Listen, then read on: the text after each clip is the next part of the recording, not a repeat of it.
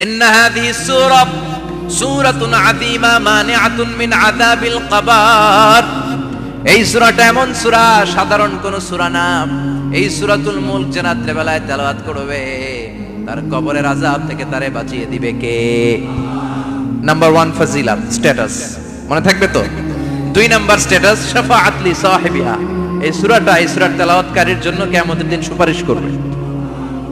কোরআন সুপারিশ করবে, চারটেখানি কথা না। কোরআন যদি আপনার বিরুদ্ধে দাঁড়ায় আপনার জান্নাত ক্যান্সেল, আর কোরআন যদি আপনার ব্যাপারে আল্লাহর কাছে রেকমেন্ডেশন করে জান্নাত আপনার জন্য ওয়াজিব করে দিবে কে? এজন্য বিশ্বনবী বললেন শাফাআত লি সাহিবিহা, কিয়ামতের দিন তেলাওয়াতকারীর জন্য আল্লাহর কাছে সুপারিশ করবে। 2টা গেল। 3 নাম্বার বিশ্বনবী বললেন খাসামাত আন সাহিবিহা। এই সূরাটা কিয়ামতের দিন এই সূরার তেলাওয়াতকারীর পক্ষ নিয়ে আল্লাহর সাথে ঝগড়া করা শুরু করে দিবে।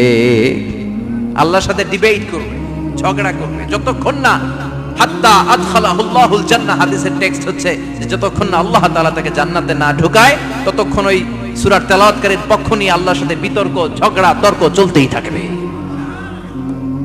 সুবহানাল্লাহ। আরো আস্তে বলেন। আবার বিশ্বনবী বললেন মান ক্বারা বিহা ফি লাইলাতিন ফাকাদ আকসারা ওয়া আতওয়াবা। রাত্রি বেলা এই সূরাটা যে তেলাওয়াত করবে পুরো রাত্রিটারে বরকতময় করে দিবে কে? এজন্য বিশ্বনবী আবদার করে, আবেদন করে আমাদের কাছে বলে গিয়েছেন, আমি চাই আমার প্রতিটা উম্মতের হৃদয়ে এই সূরাটা গাঁথা থাক। আমি চাই আমার প্রতিটা উম্মতের সিনার ভিতরে এই সূরার 30টা আয়াত গ্রথিত করা থাক। সুবহানাল্লাহ পড়েন। মাত্র 30টা আয়াত মুখস্থ করতে রাজি আছেন? 1 মাসে কয় দিন? প্রতিদিন একটা করে আয়াত মুখস্থ করলে সূরা মুখস্থ করতে লাগবে কয় দিন? হ্যাঁ, হোমওয়ার্ক। এটা আপনাদের বাড়ির কাজ, যেহেতু ক্লাসে হোমওয়ার্ক দেওয়া যায় না। আরবিতে বলে আল ওয়াজিব আল মানজিলি। আমি গতানুগতিক তাফসীর করি না, আমি সমাজের খুঁতগুলো ধরে ধরে ডিসকাশনের মতো আমি করি। বিভিন্ন জেলায় যে ওখানকার ইয়াংদের সাথেও বসি, কথা বলি। এটাই আমার তাফসীর, এটাই কোরআনের এক্সপ্লেনেশন এন্ড ইন্টারপ্রিটেশন। এতেই মানুষ উপকৃত হয় বেশি। চিল্লা এখন ঠিক কিনা? এটা আপনাদের বাড়ির কাজ, মাইথার দিয়া বাসীদের বাড়ির কাজ। হায়াতে আল্লাহ বাঁচায় রাখলে আবার কখনো দেখা হলে জিজ্ঞেস করবো যে মুলক মুখস্থ হয়েছে কিনা।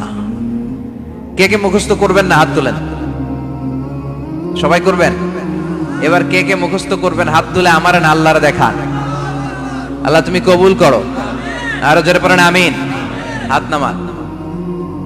এই সূরাটা it's an eye opener for you. এটা আপনার চোখ খুলে দিবে। এই সূরাটা আপনার চোখকে খুলে দিবে, আপনার ঘুমন্ত বিবেককে জাগিয়ে তুলবে। স্রষ্টার ব্যাপারে আপনার যদি কোনো সাসপিশন থাকে, সন্দেহ থাকে, এই সন্দেহের পাহাড়কে ভেঙে এই সূরা চুরমার করে দিবে। চিল্লায় বলেন সুবহানাল্লাহ। আল্লাহ ডেকে বলে গোলাম, কিছু কিছু নাস্তিক আছে আমারে খুঁজে পায় না। এরকম কপাল পোড়া নাদান নাস্তিক বাংলার জমিনেও আছে না নেই? এরা বলে আনসিন ইজ নাথিং, যেটা দেখা যায় না ওটা মানি না। বলে না, do you see the air in the atmosphere? বাতাসে, বায়ুমণ্ডলে যে বাতাস ঘুরে বেড়ায় এটা কি তুমি দেখো? তো মানো কেন? Why do you believe on that? Why do you believe on air? বাতাস বিশ্বাস করস কেন? কপাল পোড়া নাস্তিকরা বাতাস মানে না। কথা কর।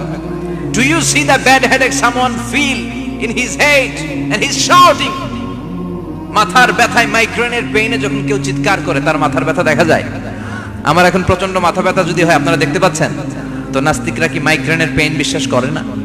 মাথা ব্যথা বিশ্বাস করে কি করে না? বাতাস বিশ্বাস করে কি করে না? কয় আনসিন ইজ নাথিং, যেটা দেখি না ওটা বিশ্বাস করি না। কপাল পোড়া।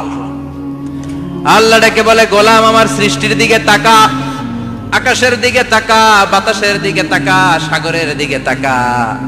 সাগরের মধ্যে আমি আল্লাহ আছি না নাই? বিশাল বড় বড় পাহাড়ের দিকে তাকা, ঝর্ণার দিকে তাকা, ঝর্ণার মধ্যে আমি আছি না নাই? ঝর্ণা ঝর্ণা ঝর্ণা রে, বলনা বলনা বলনা রে, কার বিরহে পাগল পাড়া তুই, কার মিলনে ফুল ফসলে ভরা রে তোর দুকুল বই, কার মিলনে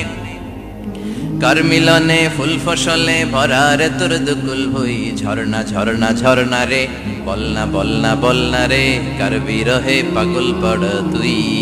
সুবহানাল্লাহ পড়েন।